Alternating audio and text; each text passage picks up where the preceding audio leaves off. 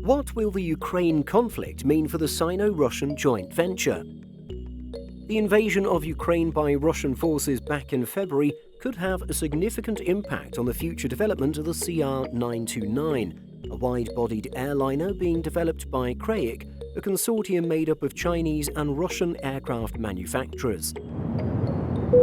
CRAIC is a joint venture between the Chinese company COMAC and the Russian United Aircraft Corporation, or UAC, to challenge the duopoly created by Airbus and Boeing in this market. COMAC and UAC are conglomerations of many different aerospace companies based in China and Russia.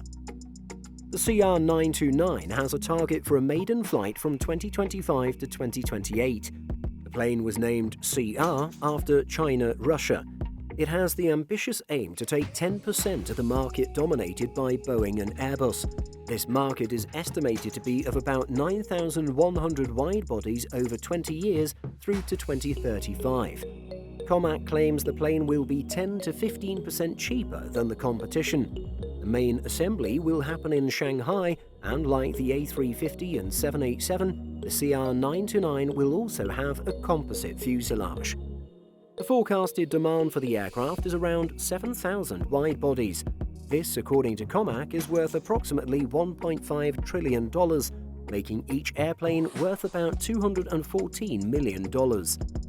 Western engines will initially power it, but the plan is to develop a new power plant in a partnership between Russia's United Engine Corporation and China's AECC. The CR929 will have an initial 280 passenger capacity, competing with the Airbus A330-900 and the 787-8. The Airbus A350 has a slightly larger passenger capacity. Russia wants the research and development center to be located in Moscow and the aircraft manufacturing in Shanghai. The joint venture will employ around 100 engineers from both countries. COMAC will be in charge of the fuselage sections, horizontal and vertical stabilizers, wing fairings, nose cone and landing gear. UAC will develop the composite wing, wing flap systems, engine pylons and main landing gear, but those will most likely be manufactured in China due to cheaper costs.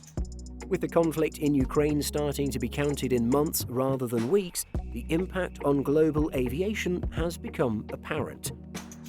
Sanctions imposed by many countries worldwide are beginning to bite, including goods and services provided to Russian companies in the aerospace sector. Manufacturers based in the country are finding it increasingly difficult to source titanium due to supply chain issues resulting from the sanctions. Indeed, Russian aircraft manufacturers have seen certification for their products suspended due to the invasion. Given the sanctions and the subsequent pinch points that they undoubtedly are creating, it is somewhat surprising that there has not been an update regarding the development of the CR929 airliner. The CRAIC CR929, formerly known as COMAC C929, is a planned long-range 250 to 300-seat wide-bodied twin-jet airliner family. Although CRAIC-affiliated companies carried out the bulk of the design, manufacturing and final assembly, the CR929 was always planned to be heavily reliant on Western systems and components. Similar to the ARJ21 and the C919 already in production by COMAC, the CR929 was envisaged to follow along the same path in incorporating various technologies supplied by aerospace companies in Europe and North America. Most crucially, and perhaps most significantly, the production of CR929 was planned to be powered by a pair of power plants supplied by either GE or Rolls-Royce. In addition to the engines, as recently as March 2021, Leonardo said it was interested in exploring the potential to provide extensive structural work on the CR929. Honeywell has also previously expressed an interest in the project, as has Liebherr Aerospace. Meanwhile, Aviage, an avionics joint venture between AVIC and GE Aviation, has also talked up the opportunities afforded by the CR929.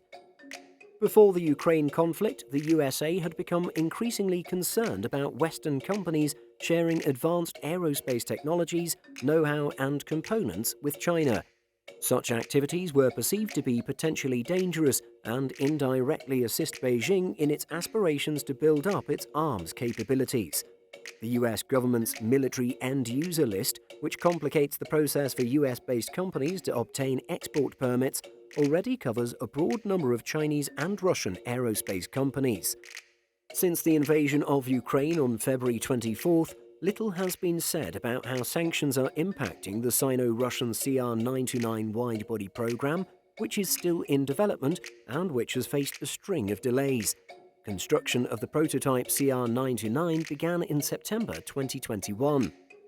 However, neither the Chinese nor the Russian partners in the CR929 program have spoken publicly about their strategy for the CR929 in the future in recent months, let alone in recent weeks in the aftermath of the conflict in Ukraine.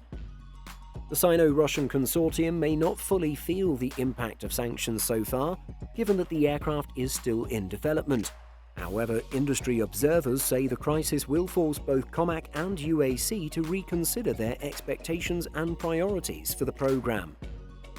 Although yet to comment publicly on the invasion of Ukraine by Russian forces, the Chinese government may have to consider how the program can continue. Given that the sanctions imposed on Russia will inevitably affect the program further down the track, they may also shift the dynamics of the Sino-Russian partnership, which are reported to be lukewarm at best. In July 2020, reports from Russian sources hinted that the CR929 delivery timeline required re-evaluation due to purported difficulties in working with its Chinese counterparts. Among the alleged issues between the two partners was allocating specific responsibilities. COMAC had wanted exclusive rights to sell the CR929 to the Chinese market. This was due to its homegrown demand being significantly more extensive and faster growing than that of Russia. These sentiments are only likely to have intensified. Russia is now largely ostracized from the outside world, hit by extensive economic sanctions, and its airlines are prohibited from flying outside the country. Doubts on the viability and stability of the CR929 program had already been cast even before the February invasion. Attitudes between the two airframers were already described by one aviation expert as wildly divergent in their expectations and goals from the program. The further complications imposed by the Ukraine conflict and the resulting sanctions might be the final straw for what was already a strained relationship. Given that the CR929 relies heavily on Western-built parts, it is hard to envisage how the development program might proceed without them. The first flight was due to be in 2025, although with sanctions likely to be imposed indefinitely, whether or not Russian forces withdraw from Ukraine, it is hard to imagine how this deadline can still be met. And without a workable development timetable and a first flight at least penciled in the diary, there can be little impetus for the program to keep on track. Industry sources believe that COMAC will wait for its long-awaited smaller C919 to enter service before making definitive decisions about its role in the CR929 program. The Chinese manufacturer has the resources and the domestic market required to go it alone, although it would be costly. Meanwhile, Russia has no such ability, although it should be noted that the Soviet Union remains the only single country other than the United States that has successfully developed and built a wide-bodied passenger airliner on its own. Likely, the invasion of Ukraine, the resulting sanctions on Russia and its companies, the drop in demand for air travel to and from Russia, and COMAC's capabilities to go it alone might just have created the perfect storm in which the entire CRAIC CR929 joint venture disappears beneath the waves. What do you think are the prospects for the CR929 now?